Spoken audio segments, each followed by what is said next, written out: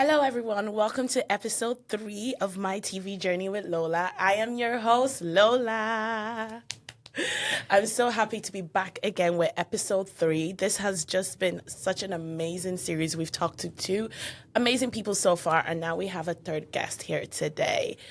Let me just tell you a little bit about this podcast. This podcast is about interviewing the brilliant minds behind your favorite TV shows and films. And we also give you an insight into what the TV industry really is like. And for those who don't know, this podcast is a part of a global series. So we're going to be talking to people from Africa, from the Middle East and Europe. And we're just going to have them on the couch and they will tell us what their experience is like working in TV. And today we are in London with the amazing and remarkable Shelley Gill. Okay, I'm really excited. If you can't tell by my smile, I'm really, really excited because she's somebody that I've been stalking on LinkedIn. I wanted for so long. But before we go into the interview, let me tell you a little bit about Shelley. Shelley is a casting exec and talent manager, and she has worked in casting for over 10 years. 10 years. Like, she has so much experience. She has worked on shows like First Dates on Channel 4, The Rap Game on BBC 3, and Secret Crush on ITV. So her career has spanned the full spectrum of television. Like, she has literally done it all. She's worked on documentaries, she's worked on features, she's worked on reality show and unscripted television. And I'm not done. Like, this is my favorite part of the show where I get to just like hype up my guests. It makes me so happy. I'm not done. She was chosen as the one to watch in the Edinburgh TV Festival in 2013. And they were right. She's definitely one to watch. So she has had such a remarkable journey, and I'm so grateful she's here today. Let's give it up for Shelley. I don't have an audience yet, so I'll do the woo and woo. What an amazing intro. Lola, you are an amazing hype woman. Thank you. That was incredible. It's nice to be here with you. I'm just so happy you're here, and I'm really excited for today's episode. So yeah, we'll dive right in. So first question, like, it's not even a question. First sentence, you've had such an impressive career, and I just want to know, you started in casting, so why casting? I think it starts before getting into casting. There's a whole story of how I got to that point that kind of is relevant to the story of getting into TV. So I grew up in the early 90s from a tiny working class town in the Midlands. If my sister and I saw another Indian family, we'd be like, oh my God, are they real? Are we going to make friends or not? It was a time in which being different wasn't celebrated. And my sister and I, bless us, just tried really hard to fit in, to survive. And there's so much that you do as a person of colour when you're just trying to fit in. So lots of shape-shifting, code switching, reading the room. And we did that so well that we not only survived, we did really well. At a certain point, that shape-shifting went from something I used to survive to something that was a superpower for me when I got into TV. I landed in TV as a total happy accident. I had way too much spare time at university. I got a job as a receptionist, and one of the accounts I covered was Channel 4. So I walk into the building, and it's one of those moments where you're like, I have arrived. This is me. These are my people. This is incredible. This is where I want to call home. I spent a year, at the front of the house of Channel 4, meeting every major player in the building.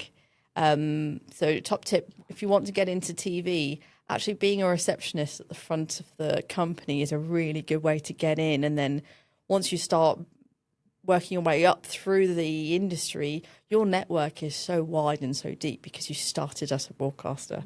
So that's your first tip. But, great tip. Yeah.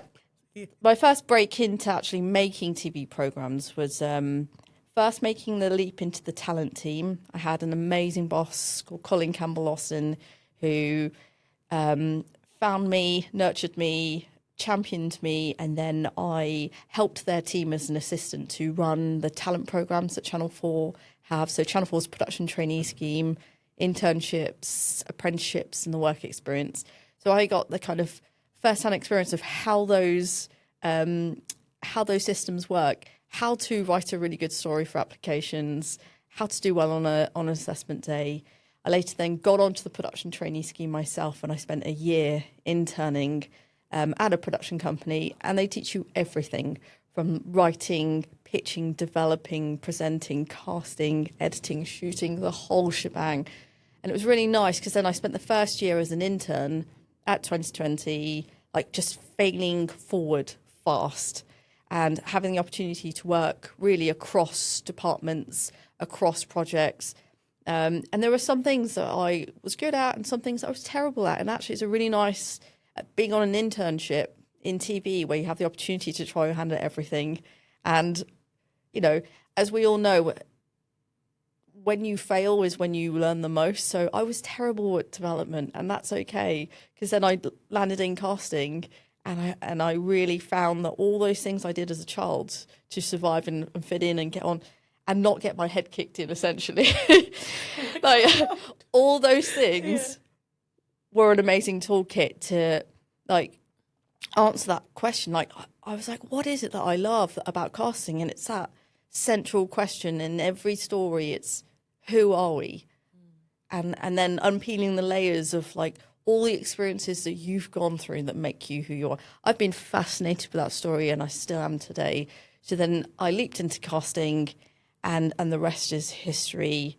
You know, you've got to use all your skills in, you know, being street smart, having people skills, building trust. Like, you delve into worlds that you know nothing about, and actually it's really suited to someone from a working class background to go into casting because they're street smart, they can speak to anybody, they've got lived experience of getting hard nosed and pushing forward anyway. So actually there should be more working class people who get into TV, who do well in casting, because we are absolutely hardwired for connection and doing well with people. Like when you were speaking, what you were saying was resonating with me so much, because me and my sisters, we grew up in Ireland, in Portarlington, which is a little town in the Midlands. And I remember when we first came into town, we were the first people of color, like just people of color. It's not even first Black family, like just plainly person of color in the whole entire town. And we spent so much trying to fit in and trying to find our space. And I feel like that's also what drew me to, basically what you're saying, drew me to television, because I used to watch all of this where I saw so much diversity on screen, and I was like, oh, this is great. I want to do this. Like, there's everyone. And I grew up watching American TV, UK TV, and it's always me and my sisters at home. So we watched a lot on TV. So that played a huge factor into why I'm in the industry as well. So I totally understand where you're coming from. And we had the same growing up. Like, we all were just given the pastime of watching TV. It was Frisbee. It wasn't even Frisbee and iPad, was it? It was sit in front of the TV. And for people who, you know, didn't have money to spend on broadening their horizons, like tennis lessons and hockey lessons, swimming lessons, like actually watching TV and seeing a bigger world, you had something to dream big about. Yes. And yeah, the connection, the colliding of worlds of seeing TV and seeing the world that you're in and thinking bigger was really nice to actually make the leap. Yeah. And my second question for you actually is that what mistake do you think people make getting into casting? Like, talk a bit about your background as well. Like, you go into casting and then where did it go from there? And what are some of the mistakes you made that you learned from? Yeah, sure. So I think being afraid of the phone when you first start and you're a little baby junior person, it's a busy casting floor. There are lots of people who are doing their patter really well. A lot of casting is sales, isn't it? It's being really good at selling an idea and getting buy-in. So the mistake I made was like overthinking how to just make that first call. But it's really nice to sit in an office and through the process of osmosis, see it done and hear it done really well. You emulate a script and then you have to just go for it. And as you repetitively make that same call when you're phone bashing, when you're reaching out to people, you get better and more confident as you go. So the mistakes that people make coming into the industry, getting into casting now, is that they're afraid of the phone. And they are more likely to reach out to people through DMing and socials and emailing rather than actually just picking up the phone and, cold calling people. Second mistake, I think, casters sometimes make when they're coming in. I think, and these are more recent examples, it's like getting out of the pandemic mindset where you're like, well, why would you have a Teams call with them or a Zoom? Like, go and meet them. IRL, in person, yeah. you get so much more. Better. Yeah. You build trust faster if you meet them in person. So a lot of the best shows that we've seen in the UK, Studio Lambert, the key to their amazing casting is that the majority of their shows, like Gogglebox, are street casts. Like almost entirely street casts. And yes, it's a well-established show and they got lots of people applying. But back when I was in the casting scene a few years ago, it was almost entirely street cast. We had also a program called The Secret Lives of 4, 5 and 6-year-olds and 6, 7. And it was really incredibly simple but brilliant. The casting team that made that show went up and down the country and hosted tea parties at schools. Whereby these kids and their parents would come along and they'd have a little tea party in the school hall, and that was their chemistry test to see if they would be a good fit for the series. Taking them from like stage school is the wrong direction to go. Actually, the most incredible on-screen talent who are the little kids don't know they're funny, don't know how honest and brilliant they are. So... yeah, it's pick up the phone, it's, get in person. And a lot of young people coming into casting, I think they're getting braver around this now. But when I was coming up through the ropes, there were certain moments where we were working on a program and my lived experience was actually more detailed than someone else's lived experience because of our social class differences. So we were working on Indian Summer School, which was for Channel 4, and it was taking 5 working class boys who had failed their GCSEs.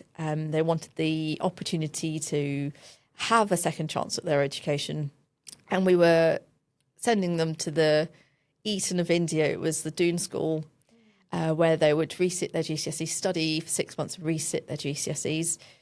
Now, one thing we were trying to understand is how much support to put in place and how big a leap they were making in terms of their ability to study and get their GCSEs. There's so much more invisible obstacles in place. Like if they've come from the care system, like what are their mental health issues? What are their support systems? Like, what do they need? Have they ever left the country? Is it going to be too much of a culture shock? So it doesn't matter how junior you are. Sometimes you come from an expertise or a lived experience that actually is really informative if you just are brave enough to lift your voice. So I wish I'd been a little bit more vocal about the support we needed in place. And I think we would have had more of the boys pass their GCSEs if I'd been a bit more vocal. So you have casted talent and crew. What makes someone pop for you? What does a person do for that alarm bells to ring in your head and be like, this is the person I want? It's so different. It depends on the program that I'm making. So, I mean, I've cast really different worlds. So, like, on one show, I'm casting volcanologists for a natural history show. On another show, I'm casting high-class escorts for a reality series. On another documentary, I'm speaking to people who are terminally ill and they have 12 months left to live. So they're really, like, what makes them good for whatever we're filming for is so different. I think for the volcanologists who are experts, you're looking for someone who can make really scientific, heavy data accessible for an audience to understand and they are not what you expect, the scientific boffins that we would expect to see in those worlds. Actually, they are charismatic on screen, they grab your attention, and they make whatever they're talking about really accessible. And they've got something about them visually that makes them different from the rest of the presenters that you have on screen, because there's got to be some sort of charisma and matchmaking in terms of the final talent that you have. And then for the high class escorts, I mean, it was some of it is, your network is your net worth. So how connected they were, what they specialised in, what type of experiences they specialised in, the calibre of clients they had. In reality TV, we're thinking about, well, what's the journey that we're going to see on screen? So we were thinking about what they had coming up in their lives that would be worthy of going to follow and that we could actually go and see. Okay, yeah. Was a big question mark. Yeah. So their if they have charisma, and also what's going on in their lives would make them it's character, it's story, and it's what journey are we going to see them go on. And then for those who we were working with who were terminally ill, they were leaving messages for their loved ones to help them move forward after they'd passed. So we were thinking about what these messages would be, and if there were 10 messages, 10 families that we were working with, how each one of them is succinctly different, and speak to the demographic of the audience that we were making this documentary for. So there's no single answer. It's like people. Every person is unique, and what we're looking for and who we're making the program for is so the answer to what makes. I think the short answer is, you found someone brilliant when they are unfiltered and confident just in their own skin. Right. And they are telling a story that makes you sit up and pay attention. And I have a question, because for people who don't work in TV, so with street casting, some people are like, do you just go up to them and say, hi, I'm so person? Like, how does it work? And how do you spot who to speak to? So I spent 3 months making the Great British Benefits handout for Channel 5. And it was a social experiment based on research which was done in Europe, where they took a family off their benefits and gave them a cash lump sum of an annual salary of £30,000. And they used that money to set up a business. And what that meant was that they invested the money so well, they never had to go back on benefits again. And it was an incredible success story. So we thought, okay, interesting social experiment. What happens if we try this here in the UK? So my job was to go out and find a family, and there were teams across the UK. And I stood outside a job centre for 3 months in some of the toughest parts of the UK. Oh, wow. It was really intense, and humbling and really surprising in really lovely ways. So, my job is just to speak to everybody and figure out if there's a spark there where most people say, no, expletive, go away. But I think the first thing you lead with is that you have to give them a recognisable brand. So I would say, we're making a Channel 5 programme, or we're making, and then I'd say, do you have a business idea where we could give you some money to start a business, so that, the idea of this show is to come off benefits for life and better your family's, living. So it really is, everything in casting is like, what's the carrot? What's in it for them? So we were thinking, what is in it for them? And you just have to keep it really simple when you're approaching the public. Yeah. When I did the Michael Palin series, we only had one crew member, me, that did all the editorial. So when I'm looking for, we go to some of the poorest parts of Nigeria and we're looking for people to speak to, you can't roll up there and be in all my Irishness and Britishness and be like, hey, we wanna, you kind of have to go with a level of sensitivity. You kind of have to shapeshift into what the surrounding is like. I can't go in there bling bling being like, hey, we need you for television. So right.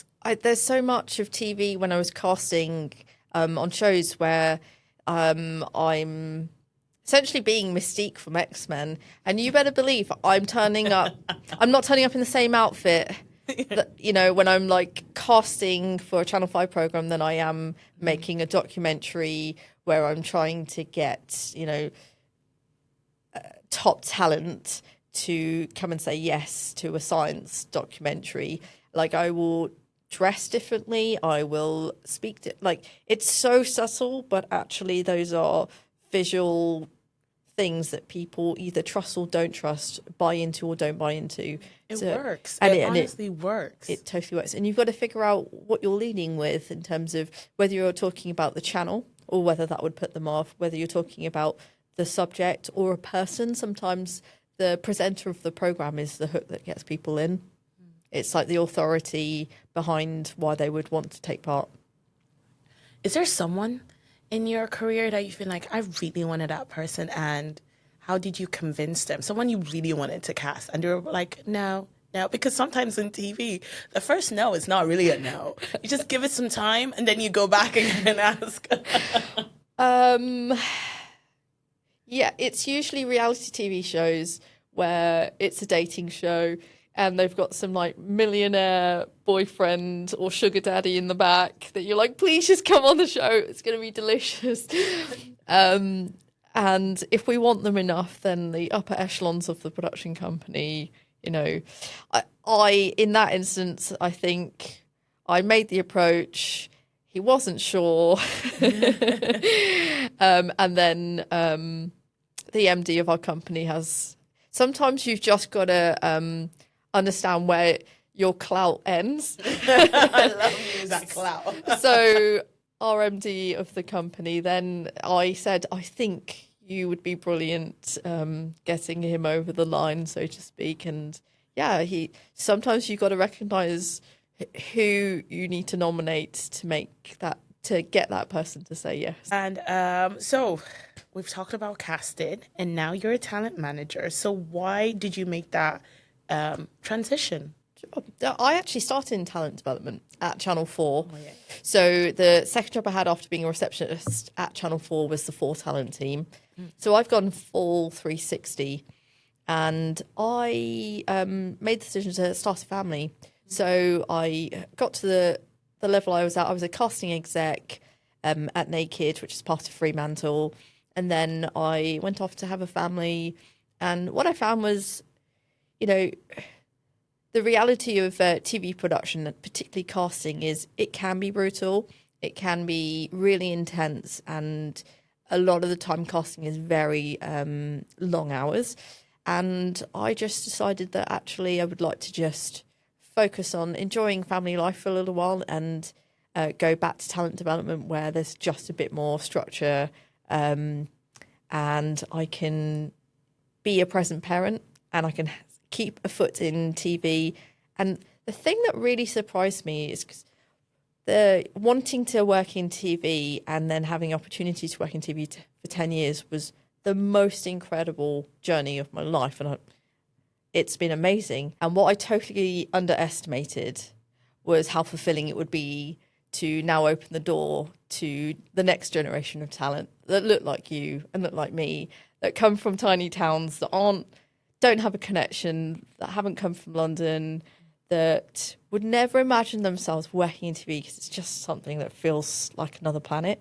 And then you happen to land there and then have the most incredible adventure. It's been amazing. So yeah, I get a lot of satisfaction from non-stop opening doors for the next generation. What's that process like?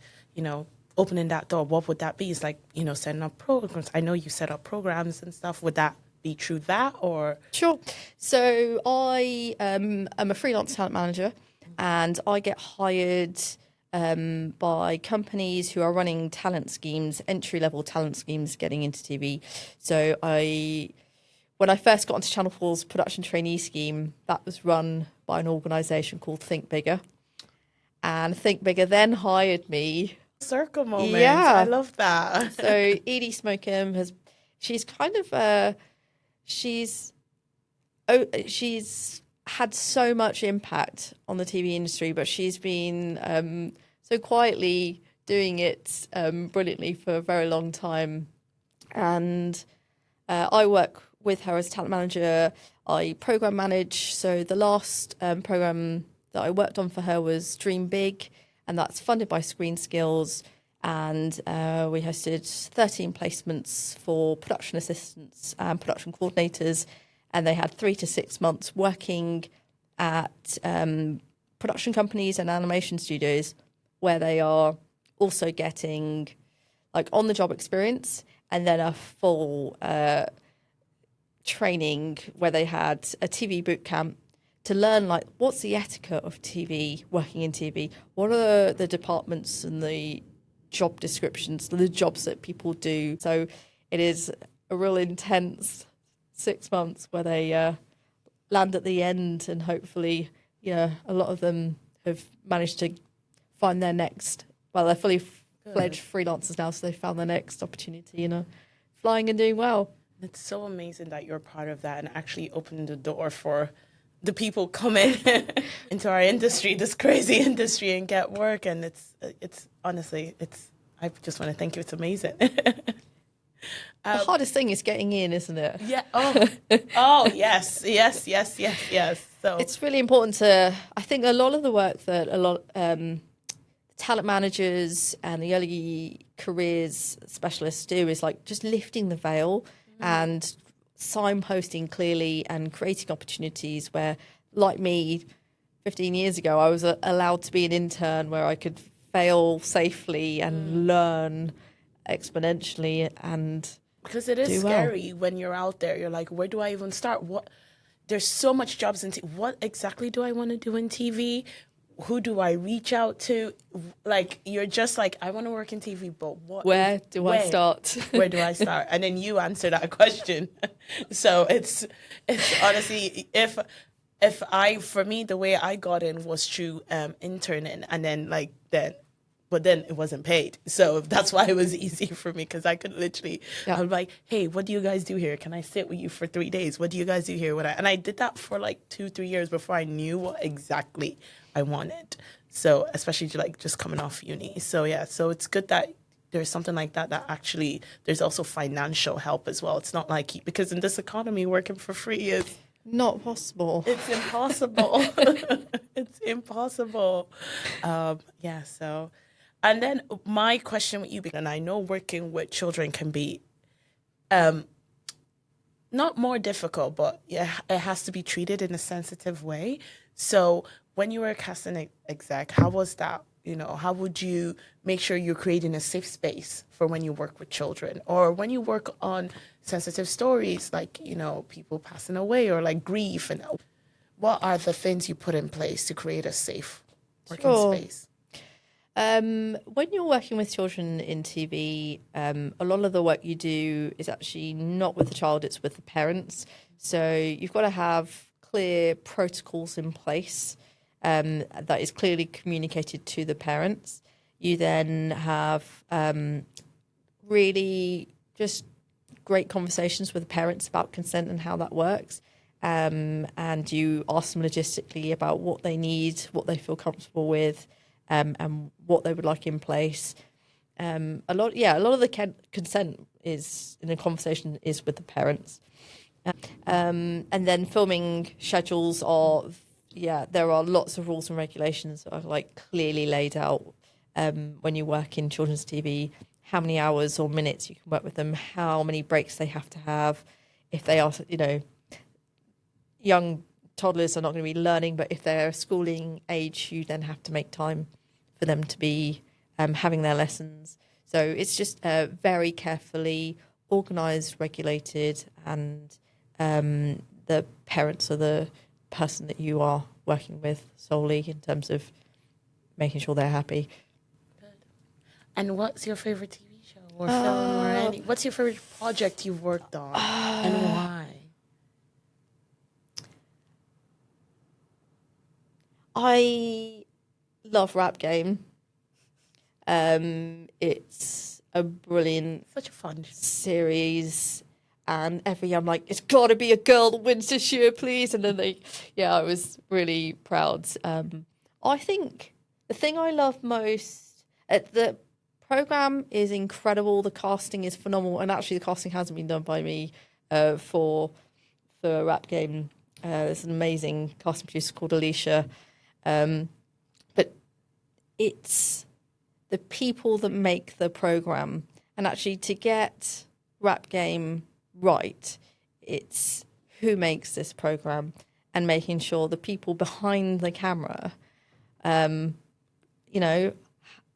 have come from the world of the cast that we're working with.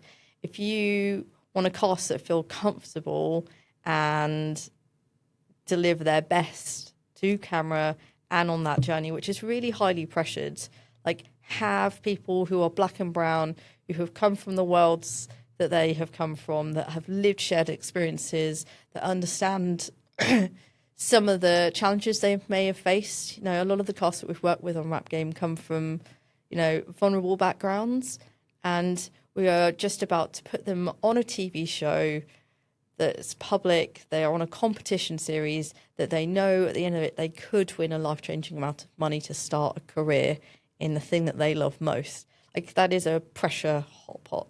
So have the right people making that program. And because the right people were behind the lens, it meant that actually the cast was so well looked after, were understood, they felt trust, so then felt comfortable just being themselves and then just letting everything else flow.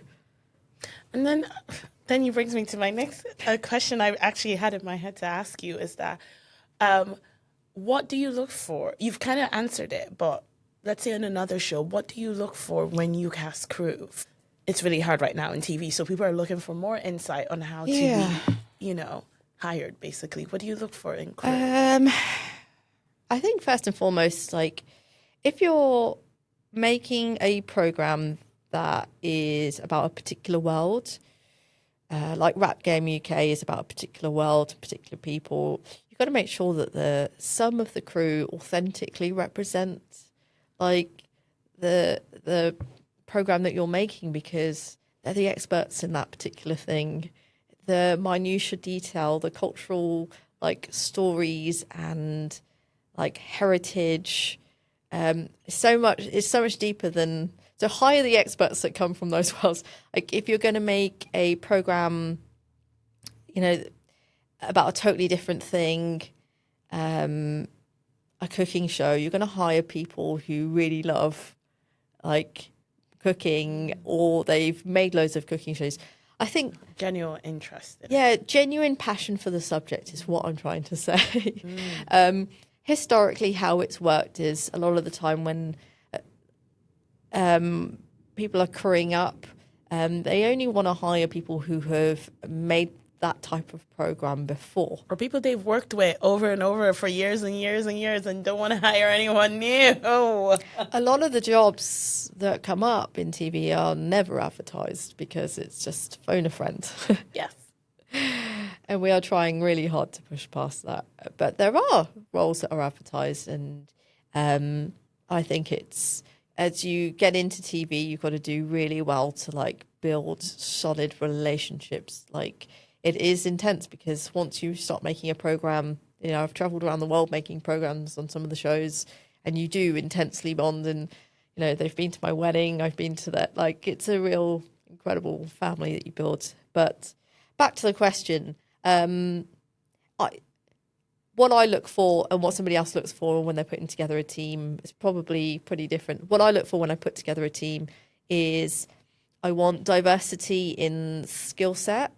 So there might be one person who is really good at the social media stuff, one person who's really good at putting together casting tapes, one person who is really good at the tech innovation and how do you cast faster? So people on my team would use tools that would help us save time. So instead of, if we're reaching out to all the builders in the UK, instead of going through the internet and manually typing into a spreadsheet the name, the email, and the phone number, you can use data scrubbing softwares that just take that directory and in 10 seconds it's copied the entire database. So then you've got that database. Obviously you have to be GDPR compliant. You're then calling through each one of those builders instead of spending so much time populating a spreadsheet. So how do we save time? So finding someone so diversity of skill set. Yeah. And then it's, yes, generally speaking, you want to work with people who have made that type of show before. And if it isn't, that's fine, because I had a core team at Naked that we would then work on completely different shows outside of our genre. Once you can cast, and I know you can cast, of course I'm going to let you try your hand on different shows. And we were working on dating shows, game shows, reality shows. Because you have a very diverse, your line of work, you've done so many different things in the world of TV, as I said earlier, have a very diverse CV, basically. So, and that's something I find even for myself, that if I'm getting hired for a job, it's like, what have you done before? But no, I actually want to try that. That's something new I haven't done. And there are not a lot of opportunities to try because they just want to hire you based on what you've done before. Past. So you get typecasted. Can you be typecasted as a crew? Yes, totally. I've had the experience of exec saying, you've got to pick a side. You can't do development and casting, pick a side. That's simply not true. I think gone are the days where people want somebody who just focuses on one genre. I think in this era that we're in now, you have to be multi-talented. You have to wear many hats because the budgets are squeezed. You have to do more with less. There's going to be different opinions out there. And it depends on what your ability is. I realised, Shelley, you can't be good at everything. You can do multiple genres, but just focus on the one craft. So I said, do one thing really well. So I did casting really well. And where I broadened out to make sure that I didn't silo myself down is I worked across genres. And I worked with lots of different production companies early in my career, but then I found a home at Naked, which is part of Fremantle.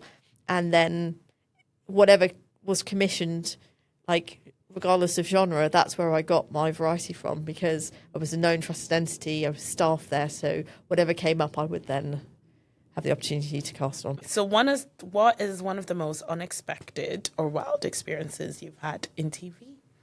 I've had a few. We've had incredible experiences where we've been...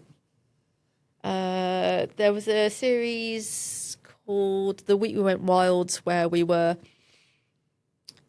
filming in the Panamanian jungle, and to get to the jungle we had to film a entry scene, and I was in a boat in the ocean with a dad and his two very young sons, maybe 7 and 5.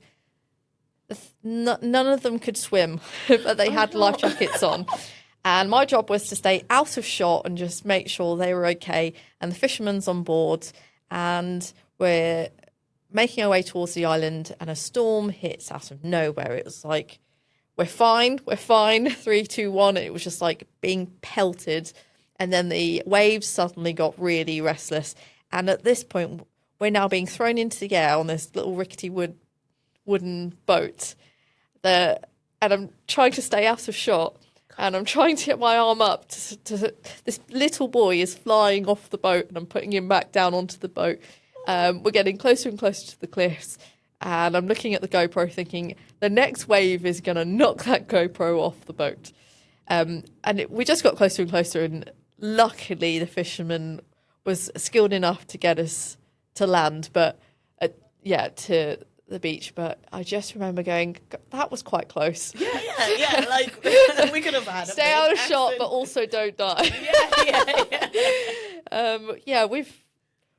We filmed a pilot for MTV where we were filming a grandma and a grandson on the run from a bounty hunter in a supercar, and if they could, escape being captured for 24 hours, they could keep the car. So it was just like a lot of fun running around Atlanta on a cat and mouse chase.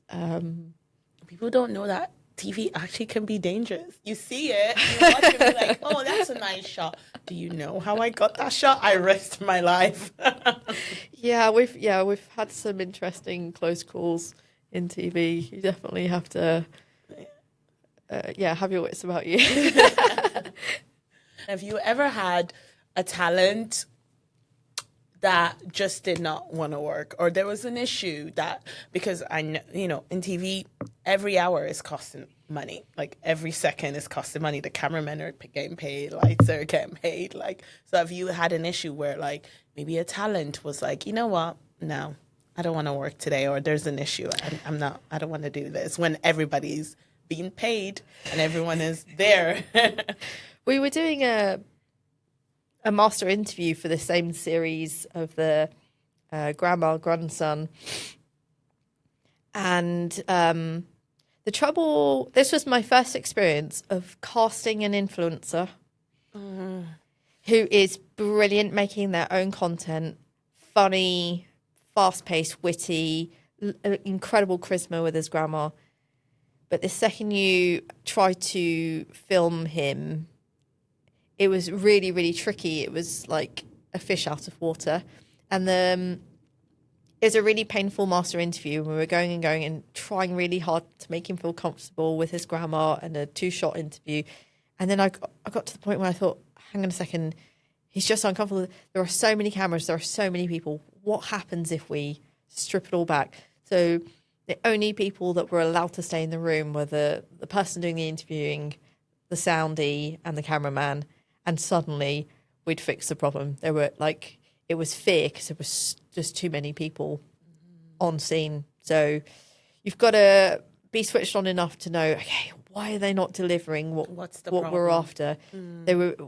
We've cast them because we know they have potential and they were brilliant in their casting tapes. So how do we recreate those conditions and make them feel comfortable? What do they need? Answer that. So answering that need. Looking back, I know your career is still going up, up, up, up. I bet there's a lot more glass ceilings that you're going to break. But is there one thing you look back on and be like, I would do it a different way? I think I had... The one thing that I'm proud of on my CV is that I worked on a number of first series, and they are incredibly hard to make. When you make the first of something, like, nobody knows, it's not an established program. You've got to do the hard work of selling it to the public. So I think if I had to go back and do again, I would make sure that there's a few really well-known programs that I cut my teeth onto, because they are just as important as working on first series. And this is the portion of the podcast where we ask our lovely guest of the week, what is 2 shows that they're watching right now or have seen before, or just any shows in general that you think not enough people have seen this and I want them to watch it because I think it's great. So like 2 shows you recommend. Ooh.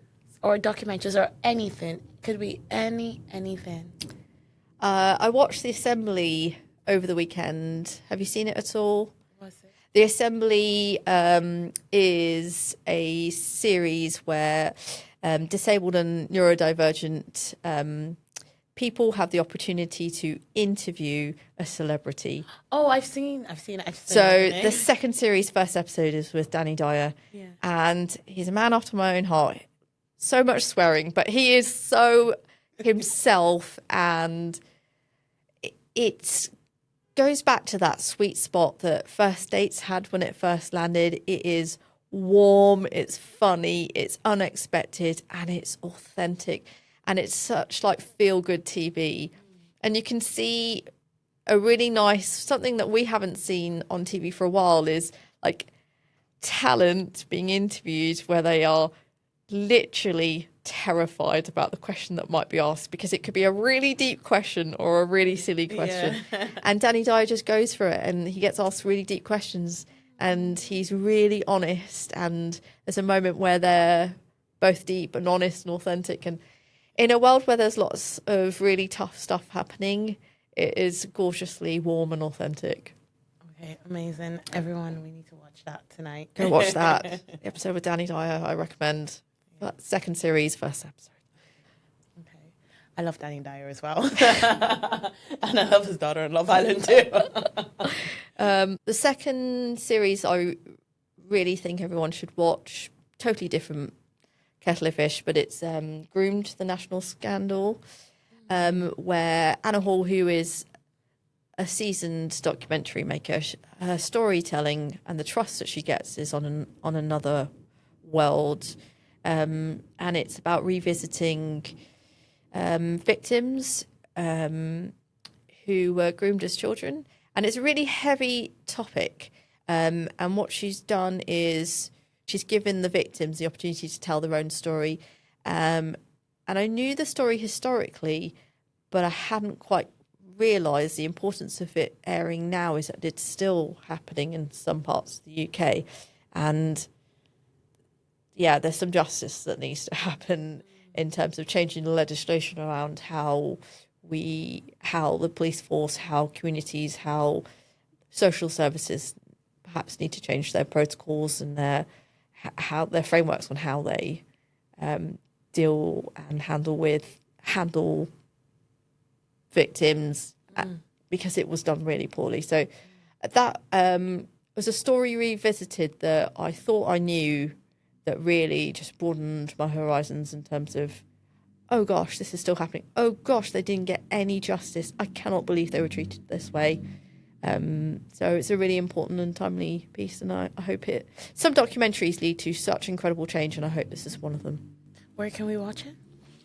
It's on Channel 4. Okay. Definitely check that out too. Thank you so much, Shelley. Is there anything you want to say before we wrap up? No, it's been lovely. You've been an incredible host. Oh my God. Thank you. Okay. And that is it for us, folks. Thank you so much. This has been episode 3 of My TV Journey with Lola with the amazing and remarkable Shelley. Anyone that's listened to this episode has learned something. Even me, I've learned something. So thank you so much for that, for all your insights, your stories, your anecdotes. And yeah, and as I've said it before, like she has like so much more glass ceilings to break. And that is it. And see you in episode 4 of My TV Journey with Lola, where we're going to have another amazing guest telling their story about what it is like to work in TV. Thank you so much and see you. Bye.